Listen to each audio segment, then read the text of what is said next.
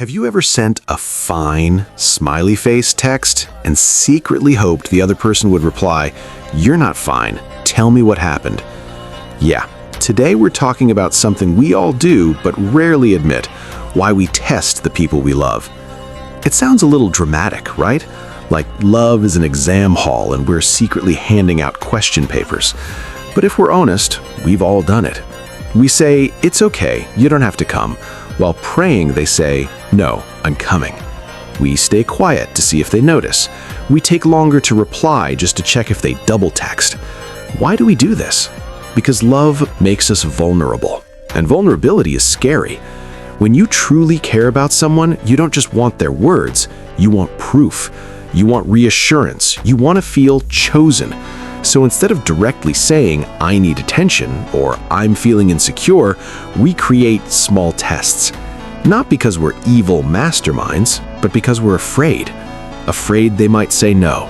Afraid they might not care enough. Afraid that if we ask directly, we'll look needy. So we test.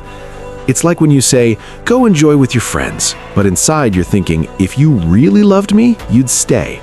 That's not manipulation in most cases, that's insecurity wearing a mask.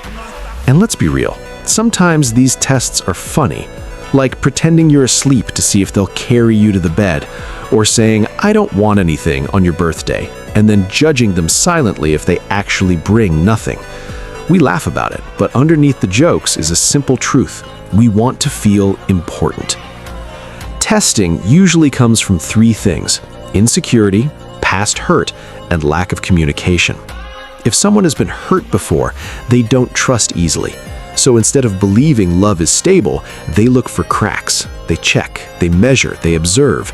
It's like they're saying, "Prove to me you won't leave." But here's the twist. Constant testing can slowly damage the relationship, because love isn't a surprise quiz, it's a conversation.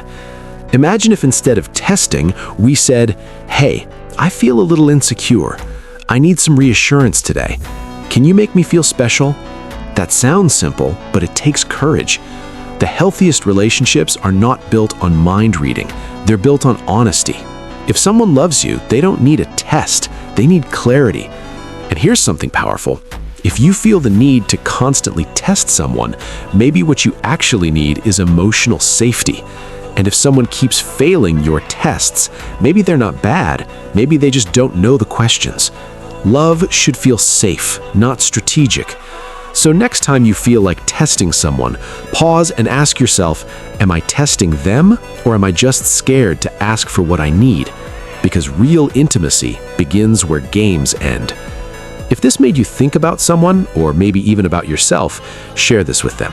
And if you enjoy deep, real talks about love, psychology, and human behavior, make sure you like this video and subscribe to my channel.